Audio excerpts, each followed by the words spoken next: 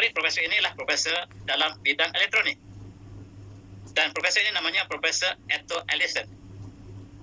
Dan dia dikenaki mengkaji tentang manusia, tentang apa yang disebut oleh doktor ini, profesor ini. Dia mengatakan bahawa saya diminta oleh universiti saya untuk mengkaji apa yang disebut sebagai near death experience.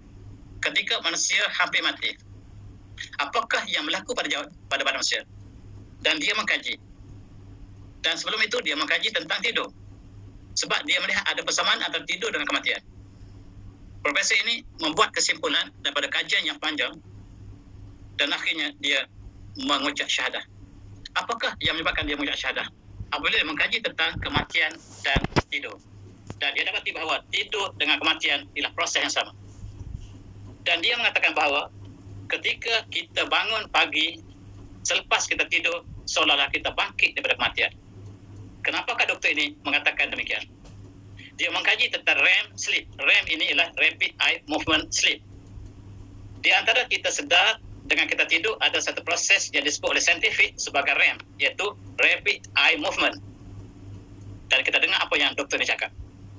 Dan mengikut profesor ini, apabila kita tidur dan apabila kita jaga proses otak kita yang mengeluarkan current atau mengeluarkan arus elektrik yang diukur dengan EEG, mengeluarkan satu gelombang yang sangat-sangat menarik.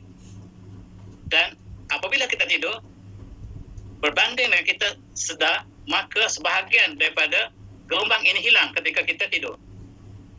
Dan ini mencetuskan kajian yang mendalam. Kenapakah apabila kita tidur, sebahagian daripada gelombang elektrik ini yang dikeluarkan oleh otak manusia hilang ketika kita tidur. Dan apabila kita sedar, dia datang kembali, dia superimpose. Seolah-olah ketika kita sedar, dia ada dua gelombang yang superimpose. Tetapi bila kita tidur, satunya akan hilang. Dan inilah yang dan apabila kita sedar, dia kembali semula kepada bentuk yang asal. Dan ketika tidur ada beberapa stage. Stage yang pertama, kedua, ketiga, dan datang REM balik. REM inilah peristiwa di antara kita sedar dan kita tidur. Kenapakah berlaku demikian? Menimbulkan satu tanda tanya kepada profesor tadi. Dan kajian ini telah begitu lama.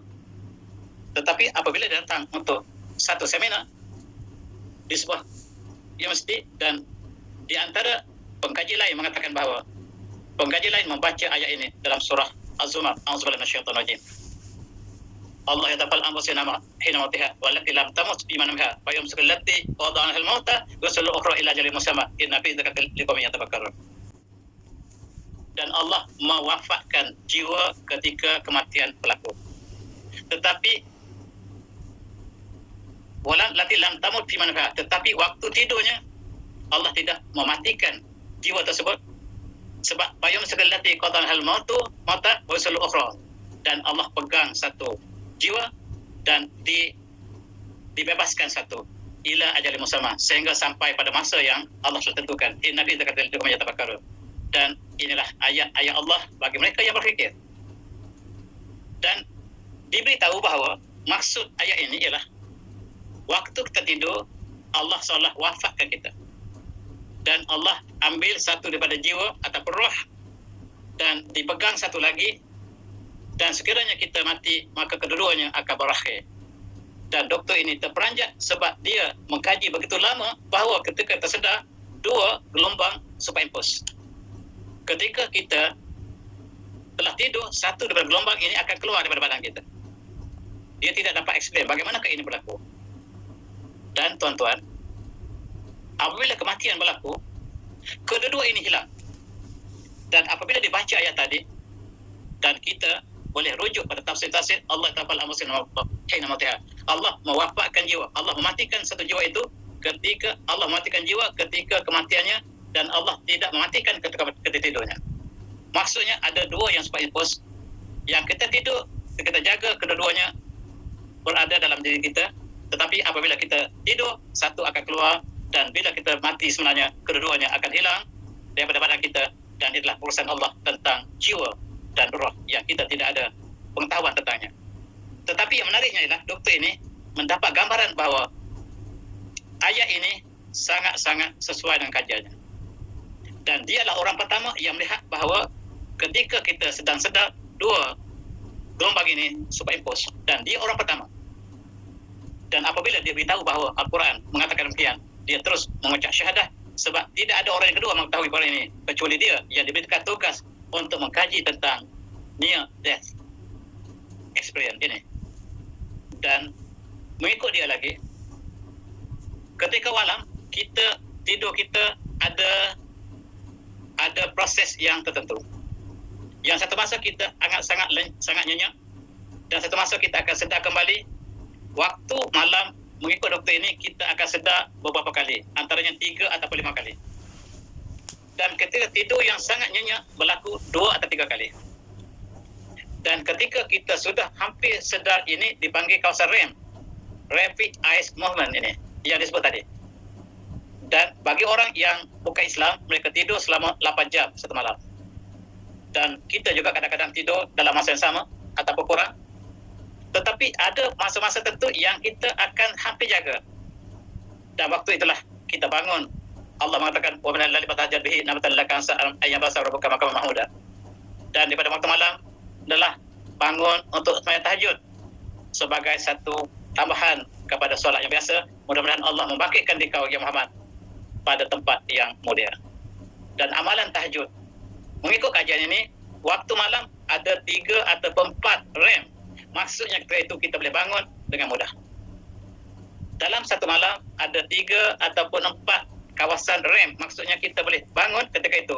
Tetapi ketika kita bangun tidur dengan begitu nyenyak, sukar untuk terbangun, tetapi Allah tentukan ada beberapa tempat untuk kita dapat bangun dengan mudah, lebih lagi untuk bertahajud.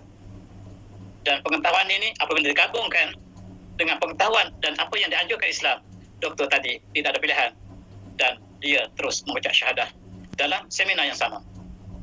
Dan doktor yang mengatakan tadi, ketika waktu kita hampir, kita REM yang terakhir, ketika hampir pukul 5 pagi, badan kita sejuk seperti mayat, dan tidur hakikatnya lah mayat. Dan dalam ayat tadi Allah menyebutkan Allah yatawafal anfus, dan Allah mewafatkan, mematikan jiwa. Dan doktor dia sangat-sangat impress dengan ayat tadi, sebab dia mengatakan tidur ialah kematian. Dia mengkaji begitu lama bahawa persamaan antara mati dengan tidur sangat-sangat hampir, seolah-olah tidur adalah satu latihan untuk kematian. Itulah yang didapati oleh doktor tadi. Dan dia mengatakan kajian ini, dia cukup kagum dengan ayat surah Zumar tadi. Dan ini satu contoh yang mereka mengkaji dalam dua-dua aspek. Satu dalam aspek wahyu, satu dari saintifik, kedua-duanya datang daripada sumber sama. Al-Quran datang daripada Allah SWT. Alam semesta, manusia, Allah yang ciptakan. Kedua-duanya tidak boleh konflik. Dan sekiranya berkonflik, maksudnya ilmu kemanusiaan, ilmu manusia yang tidak sampai kepada hakikat kebenaran. Dan tuan-tuan, dalam ayat yang lain, dalam surah An-An'am, Allah menyebutkan wa alladzi tabaqkum billahi wa alamu majaratum binhar. Dan dialah Allah yang mewafat kamu waktu malam. Allah sebut Allah mematikan kamu waktu malam. Yang disaksikan berbagai-bagai. Tetapi yatawafa ini adalah menyempurnakan, yang mewafatkan kamu, yang mematikan kamu waktu malam. Bayan majaratum binhar. Dan doktor tadi sangat tertarik dengan kata yatawafa tadi.